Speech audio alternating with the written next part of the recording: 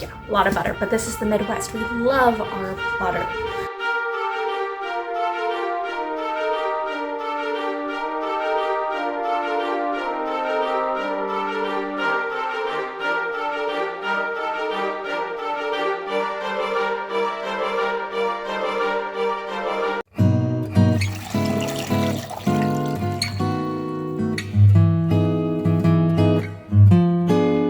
Hey y'all, welcome back to another baking video, and I know it's a slightly different angle. I thought instead of like having you guys really far away, have y'all a little bit closer and I will just lift up everything. I think that will make life a teensy bit easier. So what we're making today are dupes for Sweet Martha's cookies. So these are Sweet Martha's cookies, and this is the website that I got it from. You're probably wondering, what's so special about Sweet Martha's cookies? Well, you can only really get them at the Minnesota State Fair, and I miss the Minnesota State Fair. I have not been there since 2019. This was one of my favorite things. It was one of the first things that I was ever introduced to when I was in Minnesota, when I first moved there, and I loved it. You'd always get the tub. I don't know if they've gone up in price, but I remember the last time I was there, it was like $17 for 36 cookies. So I wanted to kind of recreate it. Is it going to be exact? No, because this calls for me to have things chill overnight, and I don't have the patience. So we're going to do it only for like 3 hours, 4 hours. I think that's good enough. So first things first, on the ingredients, we're going to need 2 cups minus 2 tablespoons of cake flour. Then you're going to need 1 cup and 2/3 of bread flour. I am just using all-purpose flour. I was not going to also try to buy bread flour. I don't think I could even find it initially at my Kroger's. Maybe it's there, but one of the times I'd been looking, I couldn't find it. Then you're gonna need 1 1/4 teaspoon of baking soda, and then 1.5 teaspoons of baking powder. You're gonna need 2.5 sticks of butter. Yeah, a lot of butter, but this is the Midwest. We love our butter. We don't do healthy, really. You've seen that Midwestern mom, that's very much what we're like. You're gonna need 1.5 teaspoons of salt. They called for like sea salt. I don't have that. We're just gonna use iodized. It works all the same. So this is a little bit of what we have around the house. 1 1/4 cups of brown sugar. Again, they call for light. I only have dark. And then 1 cup and 2 tablespoons of sugar. 1 egg plus 2 egg yolks. So that's gonna be most of it. And then we've got 2 teaspoons of vanilla and 3 cups of chocolate chips. I am so excited for this.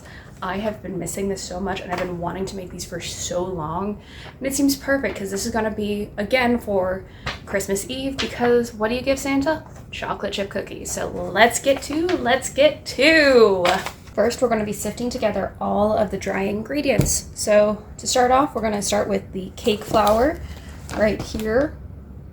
Ugh, this is hard to do.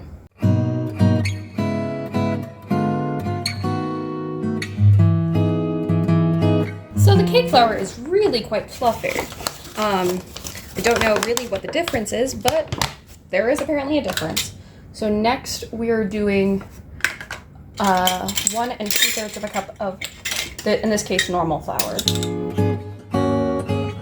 Woo, we got all of it in there. I was really worried, and I probably only have like another 1/3 cup, 1/2 cup of flour left in this, but I mean, I'm not doing any more baking for a while, so I should be good. Next, we are going to add 1 1/4 teaspoons of baking soda.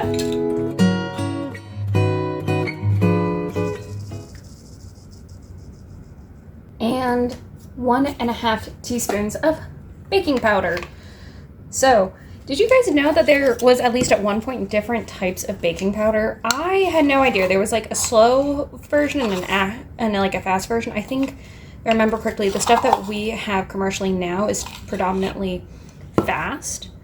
But if you were to try to recreate some like recipe from the 40s or the 50s or even earlier, you would actually have to kind of look and see what kind of baking powder they use, because it also depends on what the other chemicals are attached to the baking soda. So that was like an interesting thing I learned at one point, because I have a old like home ec book from the 40s. Like, it's really interesting to kind of read a lot of the info that I just never learned. And then we're going to add 1 half teaspoons of salt. I'm adding a little less salt just because I'm concerned that maybe the size will be a problem. That should be good.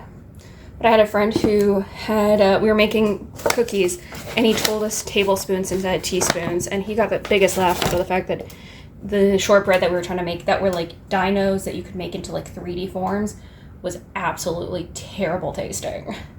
God, but that was a fun night, and like all things considered. Okay, so now we are going to cream the wet ingredients. So we have the softened butter, although it's a little like less soft than how it's been in the other video, so it's only been out for maybe, God, an hour or two. I think 2 hours maybe at this point. So this is more the consistency I was hoping for when I was removing the butter.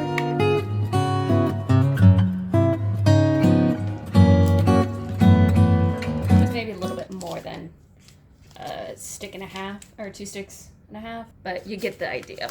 Next, all of the sugars.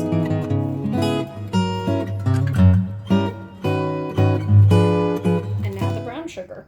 Do y'all remember when there was a joke going around, because it was like, okay, to make brown sugar, you need to have like molasses and white sugar. It's the comment of like, oh, if you don't have brown sugar, just do this. And everybody's like, I don't have brown sugar. What makes you think I'm gonna have molasses?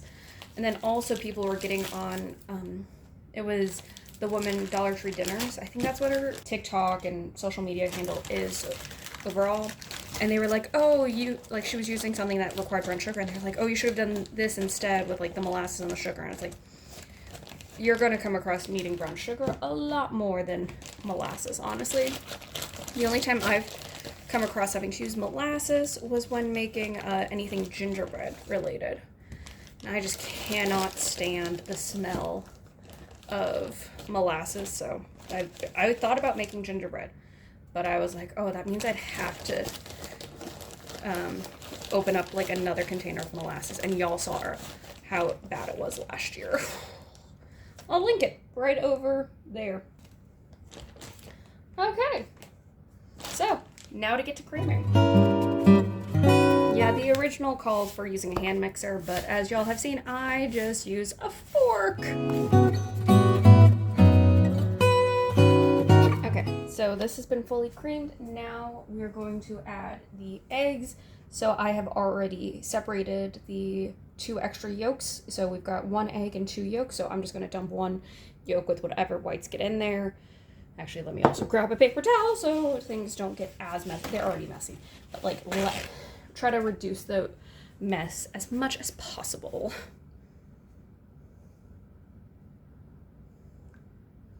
Okay.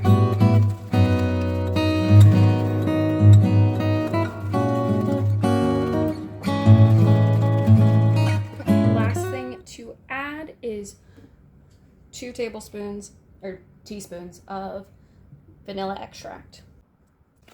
So with having to separate the egg whites and the egg yolks, I'm like, I've got 2 egg whites. I don't know what to do with them, honestly. I could theoretically make a drink, but I don't know what to make, and I don't know if I have all the other ingredients. So that's sucky. So, whoops. Now we're going to combine the wet ingredients with the dry ingredients, and again, I'm going to sift it as we're combining. Sorry about the bad angle initially, or maybe I just edited that out so y'all didn't even have to see it, because that was a little bit rough. I think over this vlogmas, I've gotten better at baking cookies. It's been less and less of a fail. I don't know how these are going to turn out because I was like missing some of the ingredients, mostly just the bread flour. So it's going to be a little bit different texturally, but I think overall it'll be good. Sweet Martha's cookies are some of my favorite cookies around. It's that and the chocolate chip cookies that they often have in dining halls where they're like kind of chewy. Those are my like absolute favorite. But I think it's just because I really like a good chewy chocolate chip cookie.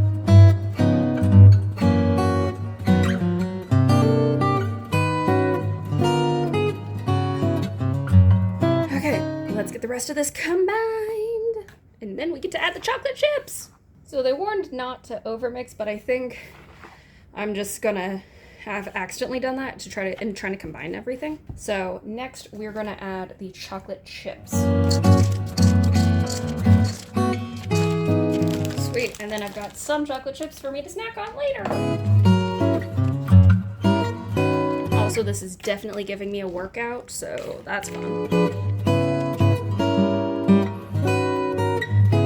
I'm gonna call that as good, and we're gonna cover this and put this in the fridge for at least like 3 hours, maybe 3.5.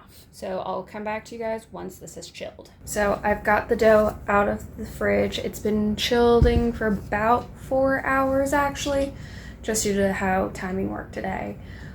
So now we're going to use a tablespoon. They talk about using a cookie scoop. I don't have that here, so we're just gonna use what we have. And we're gonna put those on the tray. So let's get to. Also, I kind of cut off the top of my head, but that runs in the family. My grandmother has been notorious to do that with photos. I know I said we're gonna use the teaspoon or the tablespoon. I just immediately grabbed it with my hands because it's like, of course that's what we're supposed to do.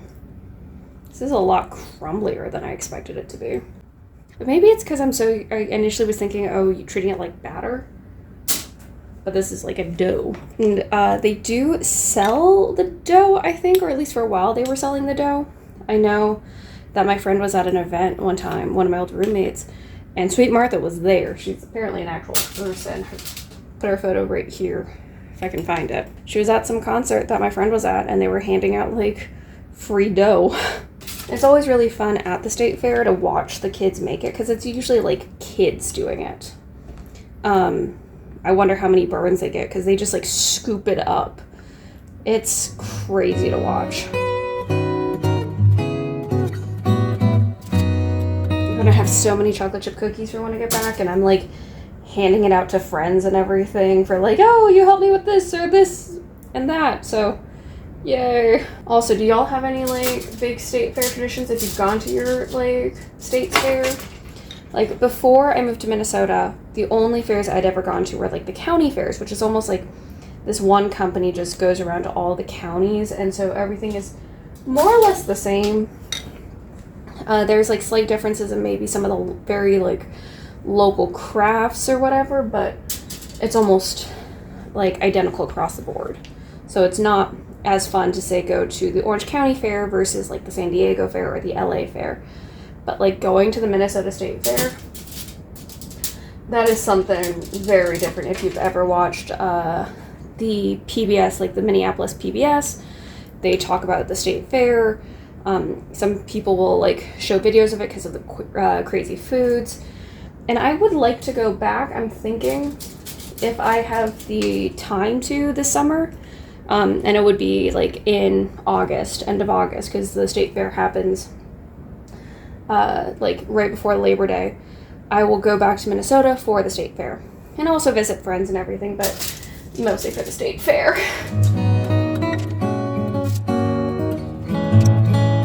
The first tray has been filled, and I'm gonna put this in the oven, and they say to have it in like bake at 350 for 8 minutes, and that's what I'm gonna go for. The cookies are done. They did not spread as much as what usually you'd see from the ones at Minnesota State Fair. This is what they look like. I've got another batch going because they're kind of small, as you can see here. So let's try them. Also, before I get into that, this took about like 12 minutes, so I'm giving this most recent batch about 11 minutes at least to start off with to see. So cheers. Nice and chewy. I wonder why they didn't spread as much as the ones at the Minnesota State Fair. I wonder again if maybe I should have added a splash of milk or something, but oh, they're good. They're very, very good. Maybe a teensy bit underdone, but as Mark had said, underdone is better than overdone and burnt, so I'm going with it. I like these. Oh, this is going to be dangerous to have in my apartment because these are like chocolate chip cookies packed with chocolate chips. This used 3 cups of chocolate chips. It is absolutely insane, but this is so good. So, yay. Yeah, and I don't think chilling it any longer would have changed the outcome at all, so oh, I'm so happy. Right now, this is like kind of scratching my Minnesota like state fair itch. I still want to go back, but this is happy, and I think Santa Claus would really like these cookies too. So like, if you want to try out this recipe, go right ahead. Overall, thank you guys so much for watching. Please remember to like, comment, share, and subscribe, and I'll see you guys next time. Bye!